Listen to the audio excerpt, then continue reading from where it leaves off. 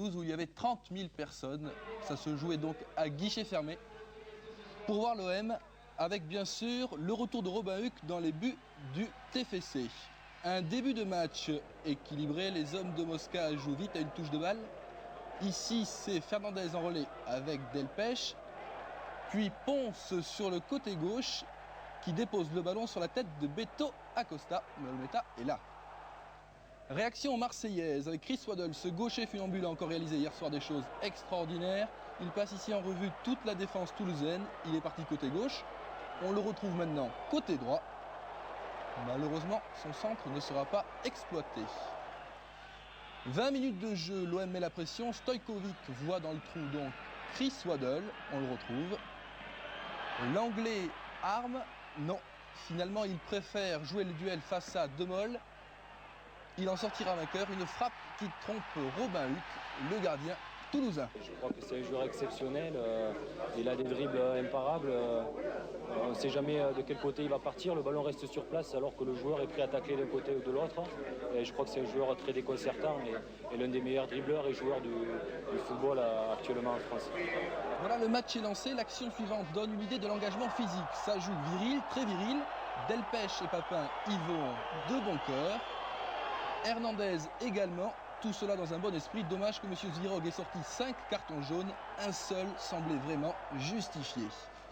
Dernière action toulousaine avant la pause, Delpech pour Hérault, puis Marsico, c'est pas loin de la lucarne. À la mi-temps, 1-0 pour l'Olympique de Marseille. En seconde période, Marseille à l'attaque, on écoute, cela se passe de commentaires. Coup de canon, le stopper toulousain félicite JPP pour ce retourné acrobatique. Dévié donc par Hernandez, la bicyclette de Papin était tout à fait cadrée.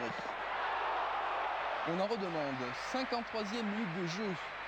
Chris Waddle avec Fournier donc. Un petit coup de patte, Fournier est parti. Un petit coup d'œil ensuite pour voir Jean-Pierre Papin démarquer. Et JPP n'a quasiment plus qu'à pousser le ballon au fond des filets. Analyse de Pierre Mosca. Sur le fond, il ne me vient pas l'idée un seul instant de contester la supériorité marseillais dans pratiquement tous les domaines, notamment dans la maîtrise technique, individuelle et collective. Et puis sur la forme, quelques petits regrets, notamment le deuxième but qui me paraît hors jeu.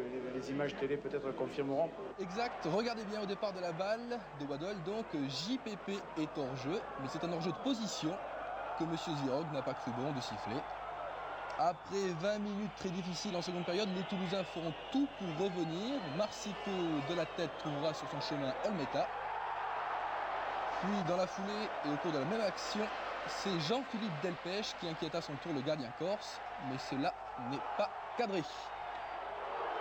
Pour la fin du spectacle, on retrouve Chris Waddle dans le rôle principal, avec en face Robin Huck, excellent hier soir, qui lui a parfaitement donné la réplique. Voilà, score final 2-0. L'OM a une fois de plus rempli son contrat. On retrouve Gérard Gilly. Oui, 16 points sur 18. L'équipe est invaincue au bout de 9 journées. Donc je crois qu'une équipe qui est faite avec un bon mental, je pense que le travail est accompli. Il n'y a pas de rancœur ? Aucune rancœur, aucune amertume. C'est bien pour le club. C'est bien pour Gérard Gilly. Alors, sans vous demander où vous allez aller, est-ce que vraiment vous allez partir d'abord ? Je crois que c'est encore prématuré pour le dire. J'ai dit qu'il fallait que j'analyse la situation une fois que Beckenbauer serait aux commandes, voir quelle serait ma situation. Donc, je ne bouge pas de cette position. Merci. Gérard Gilly.